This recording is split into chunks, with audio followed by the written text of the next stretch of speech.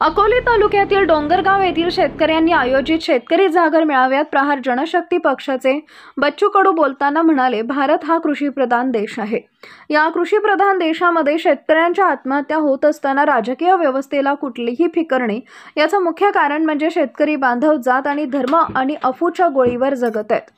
देशातील नंबर 3 ची असलेली अर्थव्यवस्था आज मात्र शेतकऱ्यांच्या बाबतीत उदासीन आहे।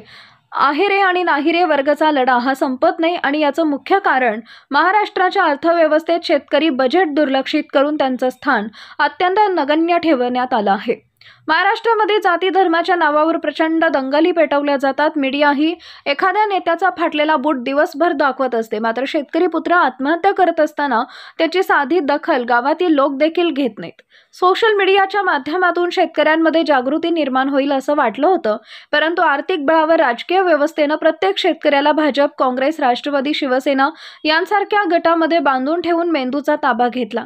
शेतकरी बाप आत्महत्या करत असताना निषेध सुद्धा नोंदवण्यासाठी शेतकरी तयार नाही। याचं मुख्य कारण म्हणजे जाती धर्म व्यवस्था निर्माण करून त्यास बंधनात अडकवण्याचं व्यवस्थितरित्या पार पाडण्यात येत आहे। यातून सर्वात मोठं नुकसान शेतकरी चळवळीचं झालेलं आहे। वाढती महागाई आणि यामागच्या काळात दिव्यांगांना 1500 रुपये मानधन मिळतं, यातून त्यांचं जीवन जगणं अवघड होतं।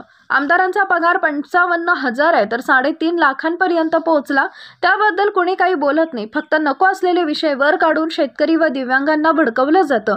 अहिल्यानगर जिल्ह्यात आणि संपूर्ण महाराष्ट्रात अवकाळी पावसानं थैमान घातलेलं असताना राजकीय व्यवस्था त्याकडे लक्ष देणार नाही, परंतु बच्चू कडू रक्ताच्या शेवटच्या थेंबापर्यंत या व्यवस्थेला प्रश्न विचारत राहील।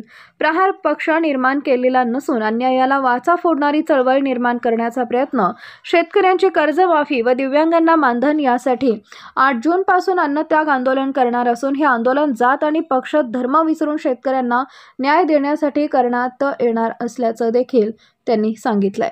या शेतकरी जागर सभेचं आयोजन नेताजी सुभाषचंद्र बोसचे अध्यक्ष एकनाथ गोरडे, सरपंच दशरथ हुगले आणि यावेळी प्रहार जनशक्ती पक्षाचे जिल्हाध्यक्ष, तालुका अध्यक्ष, दिव्यांग बांधव व पंचक्रोशीतील शेतकरी मोठ्या संख्येनं उपस्थित होते।